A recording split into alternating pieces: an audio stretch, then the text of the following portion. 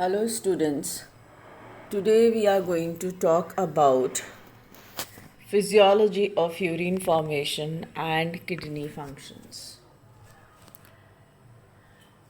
The kidney perform their most important function by filtering the plasma and removing substance from the filtrate at variable rates depending on the needs of the body.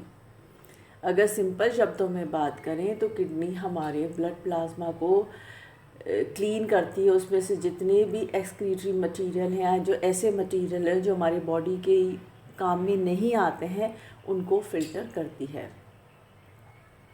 आइए देखते हैं kidney के क्या क्या functions हैं। इसके बहुत सारे तरह के फंक्शंस होते हैं।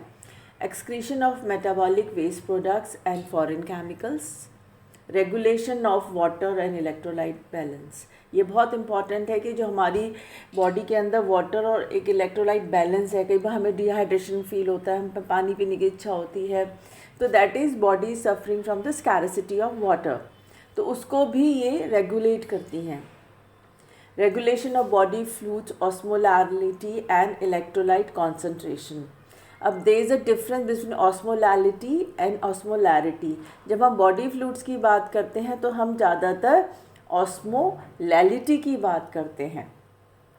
Okay, regulation of arterial pressure, regulation of acid base balance and secretion, metabolism and excretion of hormones and gluconeogenesis. Anatomy of the kidneys. हमारी बॉडी में दो किडनीज होती हैं, जो कहाँ पे लोकेटेड होती हैं? Posterior wall of the abdomen outside the peritoneal cavity. Each kidney weighs around 150 grams. इसका जो मीडियल साइड होता है वो हाइलम होता है। वहाँ पे क्या क्या चीज़ें होती हैं? Renal artery, vein, lymphatics, nerve supply and ureter. एक कैप्सूल होती है इसके चारों तरफ, which is tough, fibrous and protects inner delicate structures of the kidney.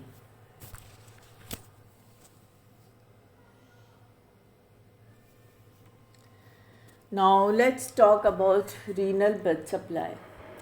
Blood flow to both the kidneys, 22% of the cardiac output और 1100 ml per minute. ये blood flow होता है किडनीज का।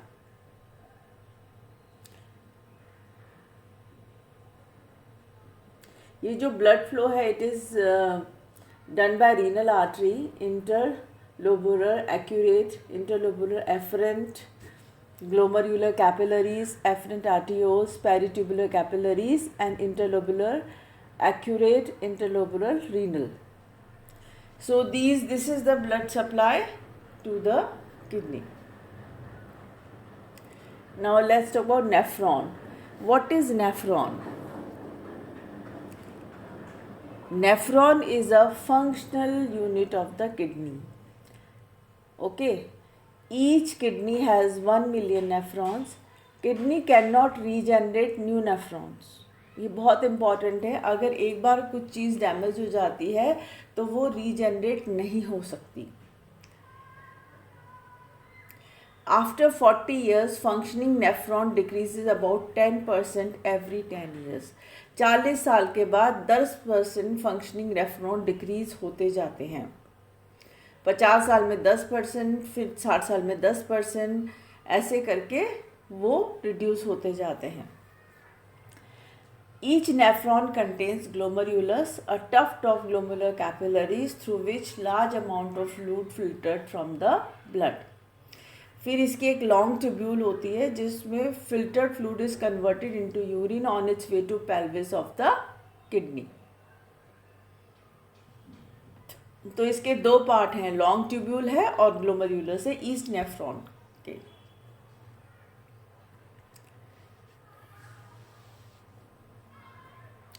Now let's come to the urine formation. The rate at which different substances are excreted in the urine represent the sum of 3 renal processes.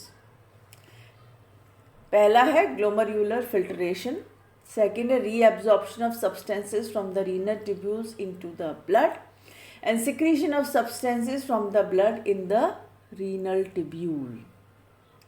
अगर हम इस चीज़ को mathematically represent करें तो क्या है, urinary excretion rate is equals to filtration rate minus reabsorption rate plus secretion rate. इस फॉर्मूले को आप अब एग्जाम में आंसर देते हुए ज़रूर लिखिएगा। ये एक बहुत इजी सा डायग्राम है और ये मैं समझा रही हूँ आप लोगों को, और please do right this diagram when you answer your questions. ये जो इफरेंट आर्टियोल है, यहाँ से ये ब्लैक कलर का आपको दिख रहा होगा, ये एक एरो है, ये इफरेंट आर्टियोल, ठीक है। यहाँ से ब्लड सप्लाई आया, ये ग्लोमेरुलर कैप्सूल के अंदर गया, यहाँ पे फिल्ट्रेशन हुआ, फिल्ट्रेशन ऑफ ब्लड प्लाज्मा हो गया, ओके। ये जो ग्लोमेरुलर कैप्सूल है इट एक्ट एज अ सीव, छलनी की तरह काम करती है। फिर इसके बाद इफरेंट आर्टियोल में आ गया ब्लड, वहाँ से ये निकल के लॉन्ग ट्यूब्यूल में गया, नहीं वहाँ से ये निकल के इफरेंट आर्टियोल से निकल के it went into the capillaries, और वहाँ पे दो प्रोसेस हो रहे हैं, ओके। ये जो लॉन्ग ट्यूब्यूल है इसके और इसके बीच tubular reabsorption from the glomerular filtrate into the blood, वहाँ से जो भी कुछ हमारा ज़रूरी सामान है वो वापस ब्लड में रीएब्जॉर्ब हो जाता है, और ब्लड के अंदर कुछ ऐसा सामान बचा होता है जो हमारे काम का नहीं है या टॉक्सिक है, तो वो ट्यूबुलर सिक्रीशन से ग्लोमेरुलर फिल्ट्रेट में चला जाता है। तो यहाँ दो प्रोसेस हैं, ट्यूबुलर रीएब्जॉर्प्शन भी हो रहा है और ट्यूबुलर सिक्रीशन भी हो रहा है। So efferent arteriole, then it goes to the Bowman's capsule. Efferent arteriole, it goes to the Bowman's capsule, comes out as efferent arteriole. Then we have a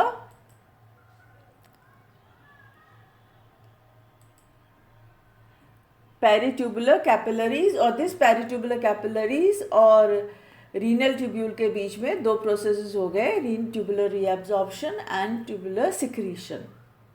और finally urine contains excreted products, और बाकी जो हमारा सारा ज़रूरत का सामान है वो यहाँ से फिल्टर हो गया है, और ये ब्लड कंटिन्यू हो जाता है which contains reabsorb substances. Now let's talk about glomerular filtration. Glomerular filtrate the fluid that enters the capsular space, okay. Female के अंदर इट इज़ 150 लीटर, मेल के अंदर it is about 180 litres. Then let's talk about filtration fraction. The fraction of blood plasma in efferent arteriole in the kidney that becomes glomerular filtrate, okay.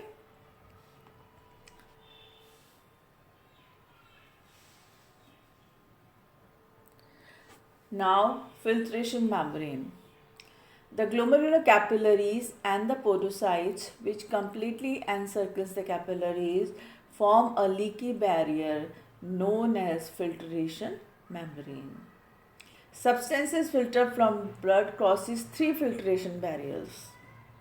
अब ये जो filtration membrane बनी है इसके 3 barriers हैं। पहला है glomerular endothelial cells, then it has a basal lamina, then filtration slits which is formed by podocytes. This is a diagram. I have just there is no need to put in the answers, but मैंने ये इसलिए रखा था कि आप इसको थोड़ा सा समझ जाएं, how the filtration happens.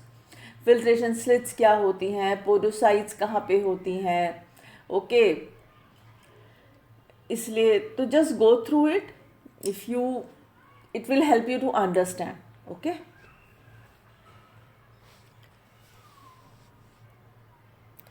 Then let's come to the principle of filtration.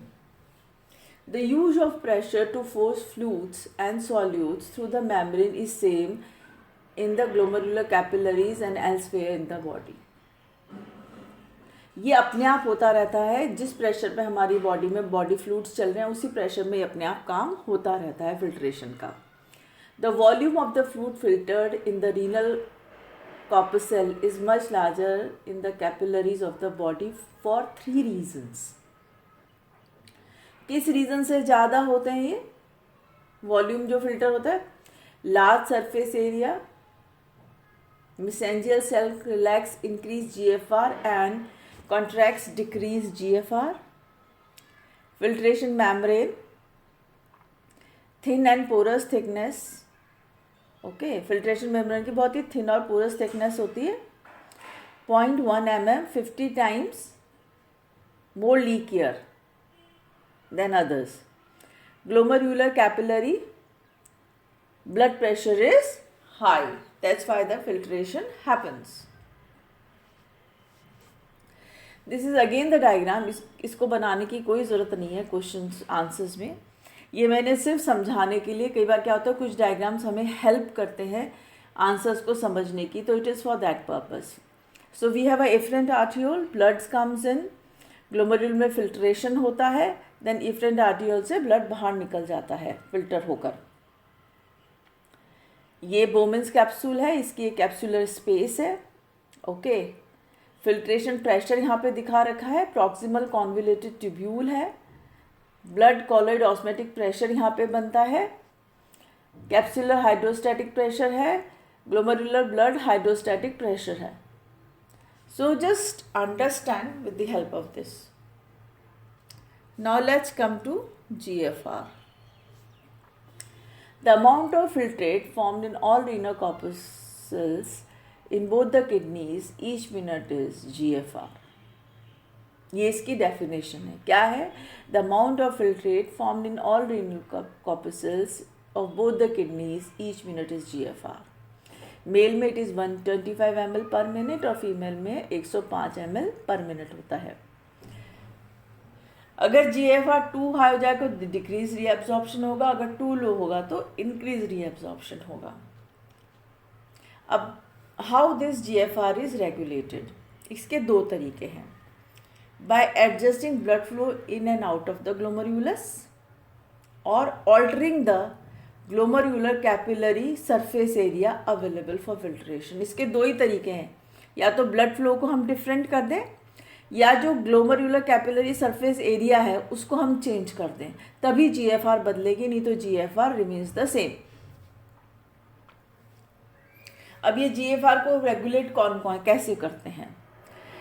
GFR regulate होती है 2 तरीके से. एक तो मायोजेनिक मसल्स के द्वारा होती है, दूसरा है ट्यूबुलो ग्लोमेरुलर फीडबैक, जो क्या करता है? न्यूरो रेगुलेशन करता है और हार्मोनल रेगुलेशन करता है GFR की. This is a diagram again for your understanding only.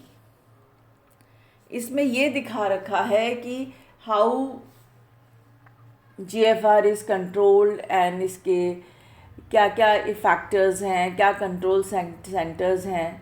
तो you just go through it to make understanding better.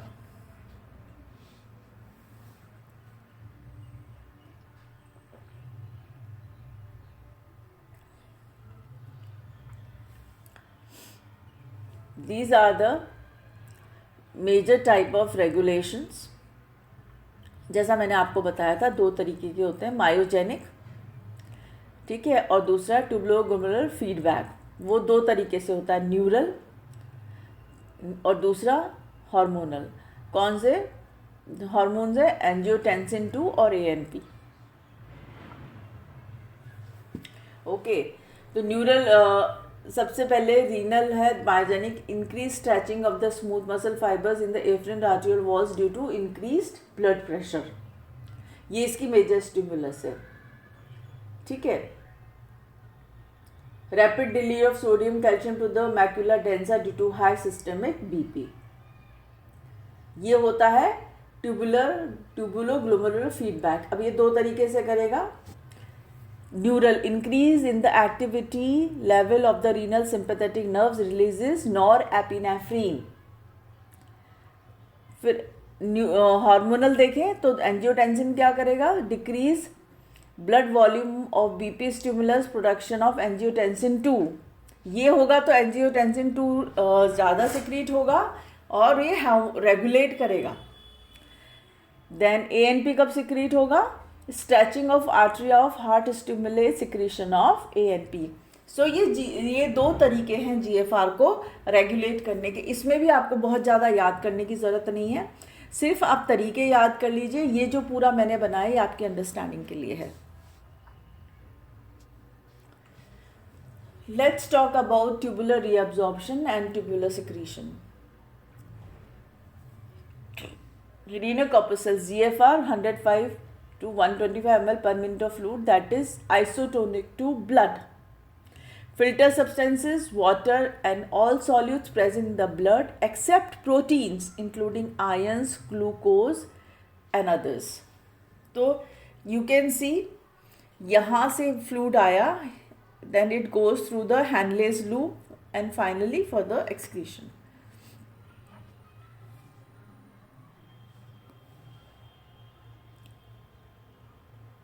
Reabsorption into the blood of filtered.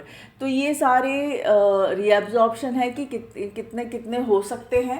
Then secretion है, उसमें कौन कौन से क्या सिक्रीशन होगा। तो ये सब मैंने एक डायग्राम भी बना रखा है और आपको ये समझाने के लिए सब चीज़ें यहाँ पे लिखी हैं। This is proximal convoluted tubule में दो काम होंगे, reabsorption and secretion. Then let's come to the loop of Henle. इसमें भी रीअब्जॉर्प्शन होता है, किस किस mainly osmosis and all, and then secretion also happens here.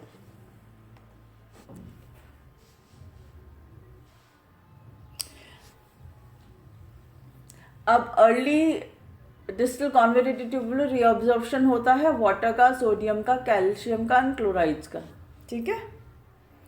Then late distal convoluted tubule and उसमें क्या होगा? रीअब्जॉर्प्शन होगा एंड सिक्रीशन होगा।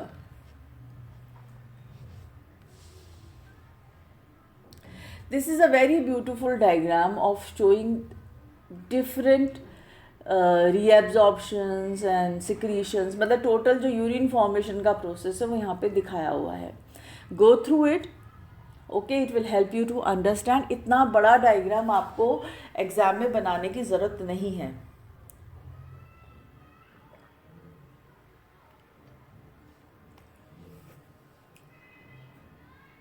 These are the hormonal regulation of tubular reabsorption and tubular secretion.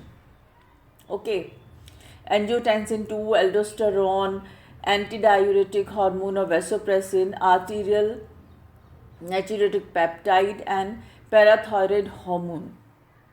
These are the different hormones which are responsible for the hormonal control of the regulation of tubular reabsorption and tubular secretion. Thank you so much.